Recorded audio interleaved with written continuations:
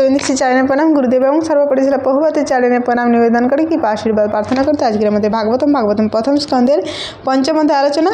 তো নারদ মুনি ব্যাসদেবকে বলছেন যে এই সমস্ত যেগুলো দিয়েছ সেগুলো বেকার বেকার, এগুলো মানুষ করবে, ভোগে পবিত্র হবে, এগুলো বেকার, তুচ্ছ জিনিস।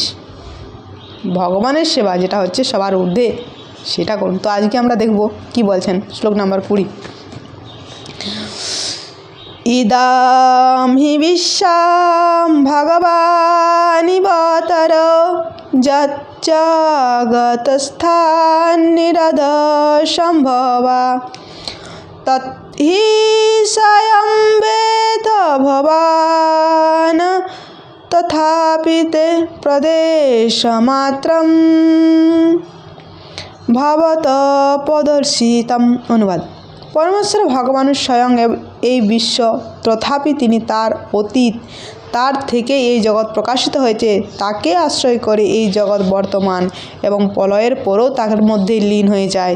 তুমি সেসব জানো, আমি শুধু মনে করাচ্ছি। আমি সংক্ষেপে তোমাকে বলছি, তুমি এগুলো জানো, আমি মনে করাচ্ছি।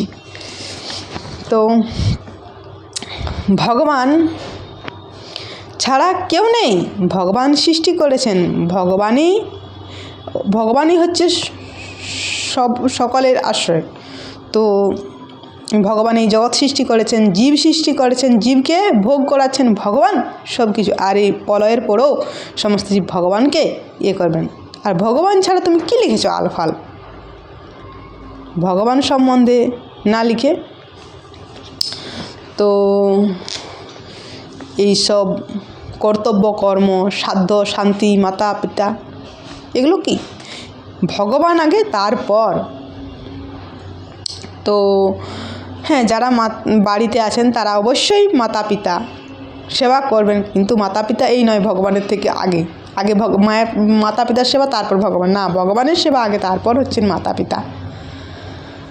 তো মাতা পিতা গুরুজন, তো সে মাতা পিতা যদি আপনাকে কৃষ্ণ ভক্তিতে সাহায্য করে, কৃষ্ণের যদি সেই লাইনে, ভক্তি লাইনে আপনাকে এগিয়ে দেন, সেই লাইন ধরিয়ে দেন, তাহলে সে হচ্ছে মাতা পিতা, সে গুরুজন। নয়তো আর প্রয়োগ করছি না কথা। তো সেরকম, সেটা ভাগবতম আছে। গুরু ন সৎ সজন ন সৎ পিতা ন সৎ জননী ন সৎ দৈবীম ন সৎ ন প্রতি ন সৎ নম চয়ন্তে সুমপৈতি কার্যম। অর্থাৎ যার শ্লোকটা দেখে নেবেন একটু, হয়তো হয়েছে। তো যে মাতা পিতা সন্তানকে কৃষ্ণ ভক্তে সাহায্য করেন, সে মাতা পিতা না, আত্মীয় স্বজন সেও না, যদি ভগবানের সেবায় আপনাকে না ধরিয়ে দেন, যুক্ত না করেন।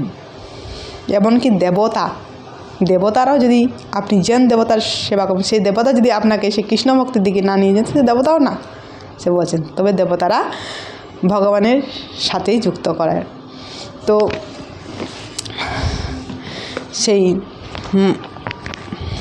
মাতা পিতার প্রতি কর্তব্য কর্ম, হ্যাঁ করবেন অবশ্যই, বাড়ি থাকেন, কিন্তু আগে ভগবানের সেবা, তারপর সকাম কর্ম। মাতা পিতার সেবা জাস্ট সকাম কর্ম বেরিয়ে গেল, জাস্ট মাতা পিতার সেবা। তো ভগবান সব কিছু, ভগবান। তো সে ভগবানের কথা লিখো, যেটা করলে মানুষের মঙ্গল হবে। অনেক কিছু দিয়েছে, সেগুলো তো মানুষের কিছু মঙ্গল হবে না। আমরা অনেক জন্ম আমরা করে এসেছি, আবার কর্তব্য কর্ম করে এসেছি, অনেক জন্ম। তো এই জন্মটা আর না, এই জন্মটা ভগবানের সেবায় যুক্ত করে এই জীবনকে সফল করা। আমরা যদি আবার কর্তব্য কর্ম করি, আমরা যদি সেরকম করে, আমাদেরকে আবার ঘুরে ঘুরে আসতে হবে না। তাই ভগবানের সেবায় যুক্ত। তো এই পর্যন্ত আজই, বাকিটা আমরা পরের দিন পড়ব। তো আস্তে আস্তে আমরা পঞ্চম অধ্যায় পৌঁছে গেছি। তো আস্তে আস্তে ষষ্ঠ অধ্যায়। তো আজ এই পর্যন্ত। হরে কৃষ্ণ।